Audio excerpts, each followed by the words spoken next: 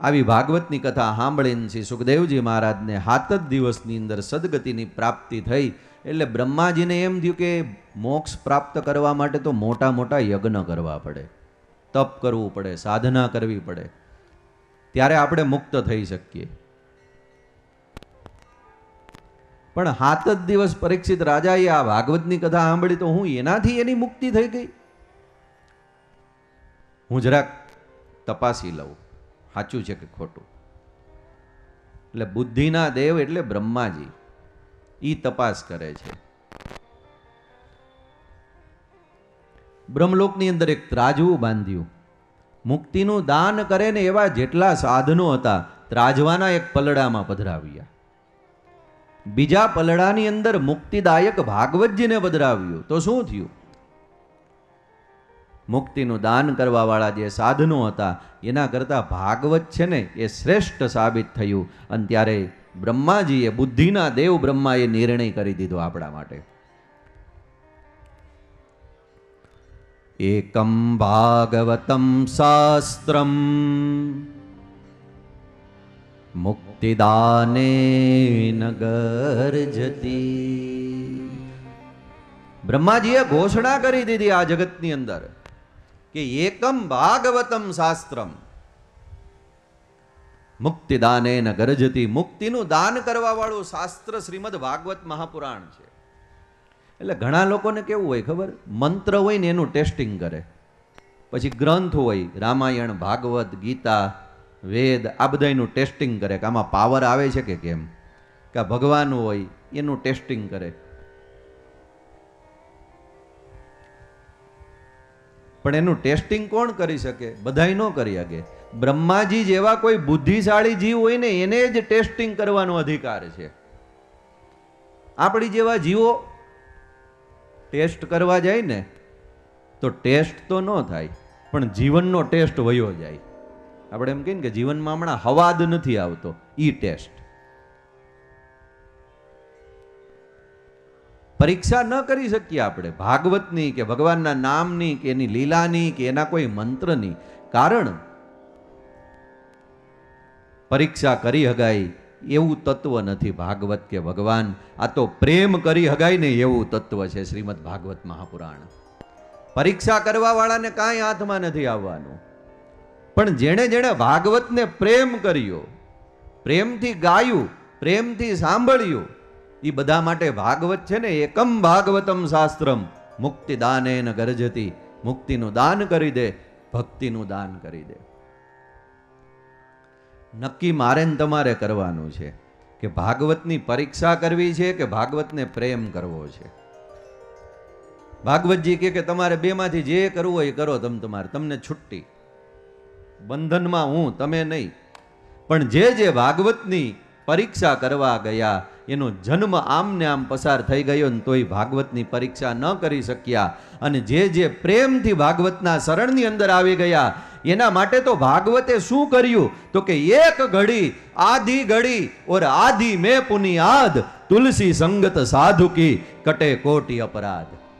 ભાગવતના શરણમાં પ્રેમથી જો એક ઘડી માટે પણ હું તમે આવી ગયા તો કટે કોટી અપરાધ. મારા ને તમારા કોટી કોટી જન્મના દોષ, પાપ અને અપરાધ હોય ને ભગવતી સિંહ મોઈની કૃપાથી જ્યારે ભાગવત પ્રાપ્ત થાય ને ત્યારે દોષ, પાપ, અપરાધ આ બધું દૂર થઈ જાય છે.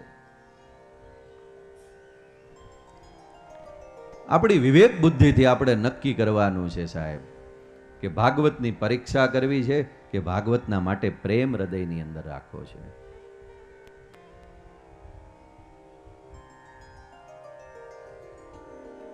અને હજી હું આગળ વધીને કહું તમને કે ભાગવતની પરીક્ષા કરવા વાળા પસ્તાણા છે અને ભાગવતને પ્રેમ કરવા વાળા પામી ચૂક્યા છે. આ સૂત્રને યાદ રાખજો જીવનની અંદર. જેણે જેણે ભાગવતની પરીક્ષા કરીને એ બધા પસ્તાણા, ભર પેટ પસ્તાણા. હાથમાં કાંઈ ન આવ્યું છેલ્લે સુધી. પણ જેણે જેણે ભાગવતને પ્રેમ કર્યો ને એ ભગવતીને પામી ગયા, એ ભગવાનને પામી ગયા. એટલે એકમ ભાગવતમ શાસ્ત્રમ મુક્તિદાને ગર્જતી. જો આના શરણની અંદર હું ને તમે પરીક્ષિતની જેવી ભાવનાથી આવી જઈએ તો ભાગવતકાર એમ કહે છે કે શ્રીમદ ભાગવત મહાપુરાણ મારા ને તમારા જીવનની અંદર 7 દિવસની અંદર કંઈક એવી કૃપાનું દાન કરી દે કે જેના માટે આપણે જન્મ જન્માંતરની યાત્રા કરતા હોય. આપણા જીવનની જોડીની અંદર એવું ફળ નાખી દે ભાગવતજી. કારણ કે ભાગવતની કથા પ્રાપ્ત ક્યારે થાય છે?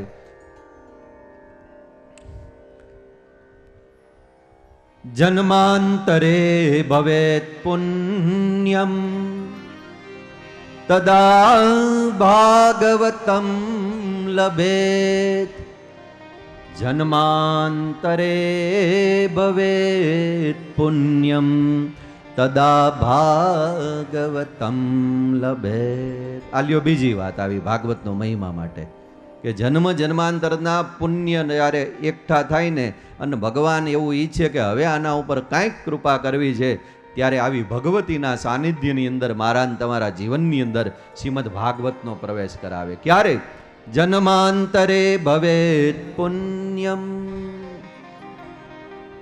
એટલે આપણને વળે એમ થાય કે આમાં લખ્યું એ સાચું હશે. જન્મ જન્માંતરના પુણ્ય પ્રાપ્ત થાય ત્યારે ભાગવતજીની પ્રાપ્તિ થાય.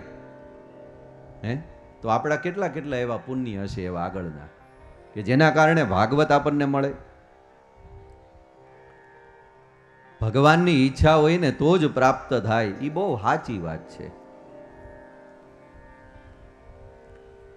તમને સમજાય એટલે હાવ સીધી સાધી સરળ વાત કરું એક ઉદાહરણ આપીને કે આપણે નક્કી કરી લીધું હોય કે 7 દિવસ ક્યાંય જવું નથી, ભાગવતની કથા સાંભળવી છે અહીંયા બેહીને. પણ હમણાં માવઠાનું વાતાવરણ હતું, થોડુંક ટાઢોળું હતું, થોડીક છાશ દહીં વધારે ખવાઈ ગયા હોય, ઘરે પ્રસંગમાં ક્યાંય ગયા હોય તો 2 ઢેફલા વધારે ખવાઈ ગયા હોય, થોડીક શરદી જામી ગઈ હોય કદાચ આપણને. એટલે આમ થોડીક જ હોય, કથા ચાલુ ન થઈ હોય ત્યારે. પણ પછી શોભાયાત્રા, જે આપણે શોભાયાત્રા ગઈકાલે કાઢી, ભાગવતજીની પોથી યાત્રા, આખા સરદાર ગામની અંદર યાત્રા કરી અને ભાગવતજી આવી પધાર્યા. મને કાલ વિચાર આવ્યો એ તો વળી કહેવાનો કે અત્યારે યજમાનો દરરોજ આવીને અહીંયા ભાગવતજીની પૂજા કરે એટલે આ પ્રદક્ષિણા કરે છે. કથા ચાલુ થાય ત્યારે પ્રદક્ષિણા કરે, કથા પૂરી થાય ત્યારે પ્રદક્ષિણા કરે. પણ મને તો બાપુ કાલ એવો વિચાર આવ્યો કે જે આપણે પાછળથી આમ એન્ટર થયા ને આમ ફરીને આવ્યા, એટલે મને એમ થયું કે આપણે ભાગવતની પ્રદક્ષિણા કરવાના છીએ કે ભાગવતજીએ સરદાર ગામની પ્રદક્ષિણા કરી. કાલ આપણે પ્રદક્ષિણા જ કરીને લ્યો, આમથી ગયા અંદર અને આ બાજુથી નીકળ્યા. એટલે વિચાર આવે આપણને કે ભાગવતજી વ્યાસપીઠે અહીં બિરાજે અને આપણે પ્રદક્ષિણા કરીએ એ વાત તો બરાબર છે, પણ એ પેલા ભાગવતજીએ પ્રદક્ષિણા કરી લીધી. પણ એ ભાગવતે આ ભગવતી પરાંબા સિંહમોઈની પ્રદક્ષિણા કરી છે આમ થઈને આમ કે હે ભગવતી, તારી કૃપાના કારણે આજ મારું આગમન આટલા બધા જીવોના જીવનની અંદર થયું છે. એટલે એવી પોથી યાત્રા નીકળતી હોય, આપણે 7 દી નક્કી કરી લીધું હોય ક્યાંય જવું નથી, હમણાં કાંઈ કામકાજ રાખવા નથી, 7 દી આ આનંદ કરવો છે. અને પછી પોથી યાત્રા જે શરૂ થાય, વાજતે ગાજતે જે આવે, ઢોલ નગારા શરણાઈ બધું વાગતું હોય, ફટાકડા ફૂટતા હોય અને એમાં બરાબર આપણે આમ બાજુમાં હાલ્યા જતા હોય. અને એક ફટાકડો ફૂટે, આપણે જ્યાંથી નીકળવાનું થાય બરાબર ત્યાં જ પૂતળી બોમ્બ એવો ફૂટે કે દિવાલો ધણધણી જાય. એટલે થોડીક શરદીની અસર તો હતી જ આપણને. માવઠું હતું, ટાઢોળું હતું, થોડીક છાશ દહીં વધારે ખવાઈ ગયા હતા, એટલે થોડીક અસર તો હતી જ શરદીની. પણ પેલો ફટાકડો ફૂટ્યો ને એટલે શું થયું તો કે કાનમાં ધાક બેહી ગઈ, કાન બંધ થઈ ગયા. ધાક બેહી જાય ખબર ને કાનમાં આપણને ઘણી વાર. આમામ આમામ કરીએ આપણે ઘડીક વાર આમામ આમામ કરે, કાનમાં ધાક બેહી જાય ને એટલે ક્યાંકથી બામની ડબ્બી લઈને ના એ કાનના પછવાડે ગહે આમ. આવું બધુંય આપણે કરીએ. એમ કરતા કરતા એ મંડપમાં પહોંચીએ, કથાય ચાલુ થઈ જાય.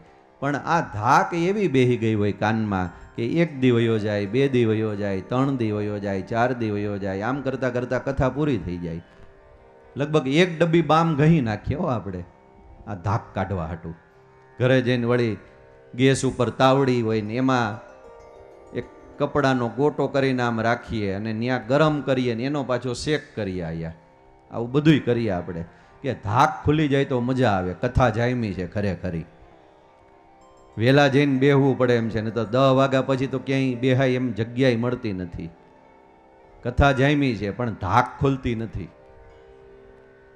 પણ કથા આમને એમ પૂરી થઈ જાય, 7 દી પૂરી થઈ જાય ને વળી જ્યાં ભાગવતની પોથી યાત્રા વાતે ગાતે ઉપડે અને ફટાકડા ફૂટતા હોય ને એમાં આપણી બાજુમાં જ પાછો એક ફટાકડો જે ફૂટે ને બ્લાસ્ટ થાય ને એટલે ઓલી ધાક જે પડી હતી ને એ ખુલી જાય. પણ ખુલી ક્યારે? તો કે 7 દિનની કથા પૂરી થઈને પછી પરિણામ શું આવ્યું કે કથાની ગંગા તો આવી પણ હું તમે એનાથી વંચિત રહી ગયા. એટલે એક વાત પાક્કી છે કે આપણે આવીને બેસી જઈએ પણ કથાને જો એમ થાય ને કે આના હૃદયની અંદર મારે બેહવું છે, ઉતરવું છે, તો જ સૌભાગ્ય આપણને આ પ્રાપ્ત થાય. બાકી આપણે બેસી જઈએ એનાથી કામ ન થાય કાંઈ. આવીને બેઠા હોય ત્યાં બીજું થાય, હાલો ધાક ન ખુલે, હાલો ધાક ન પડી હોય કાંઈ વાંધો નહીં, ફોન આવે. નક્કી કરીને નીકળ્યા હોય ઘરેથી કે આજ તો બપોરે 2 વાગ્યા સુધી રહેવું જ છે. ત્યાં ફોન આવે, મહેમાન આવ્યા છે, આવવું જ પડશે. અને એવા મહેમાન આવ્યા હોય કે જવું જ પડે, ચૂકી જઈએ. એટલે આપણે કદાચ નક્કી કરીને આવી જઈએ ને તોય મળશે કે કેમ એ તો ભગવતીને ભગવાન જાણે.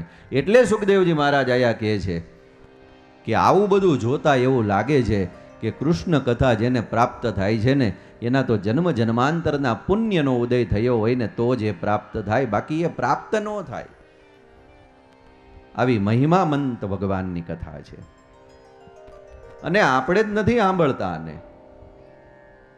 બ્રહ્માજીના માનસ પુત્ર સનત કુમારો જેવાને ગાય છે, નારદજી જેવાને સાંભળે છે. અને મહાત્મ્યની અંદર અહીં નારદ અને સનત કુમારોના મિલનની કથા બતાવી છે કે નારદજી એકવાર વિચરણ કરતા કરતા વૃંદાવનની અંદર આવે છે અને ત્યારે એક દુઃખી સ્ત્રીને જુએ છે અને એની આજુબાજુમાં 2 મૂર્છિત થયેલા પુરુષો પડેલા છે. આ સ્ત્રીએ જ્યારે નારદજીને જોયા તો એને એમ થયું કે આ મારા દુઃખને દૂર કરશે. નારદજીને જોતા એવું લાગ્યું કે આને હું મારું દુઃખ સંભળાવું ને તો મારું દુઃખ દૂર થશે. આ સ્ત્રી કોણ છે? ભક્તિ છે. જે 2 પુરુષો છે એની આજુબાજુ વૃદ્ધ થયેલા, મૂર્છિત થયેલા, એ કોણ છે? ભક્તિના દીકરા જ્ઞાન અને વૈરાગ્ય છે.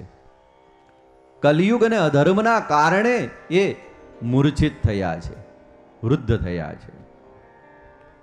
ભક્તિ મહારાણી વિચાર કરે કે હું માં યુવાન છું, દીકરાઓ મારા વૃદ્ધ, આ તે કેવું વળી?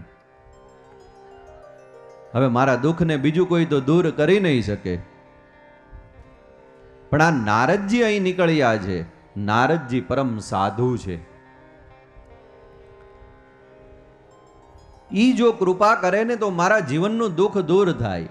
અને ત્યારે ભક્તિ મહારાણી નારદજીને કહે છે કે હે મહારાજ, તમે ક્ષણ માટે ઊભા રહી જાઓ. મારા 2 દીકરા જ્ઞાન અને વૈરાગ્ય છે જે એને તમે યુવાન બનાવો.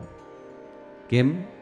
તો કે નારદજી એક એવા સાધુ છે કે જે બીજાના જીવનના દુઃખને દૂર કરી શકે. કેવા સાધુ?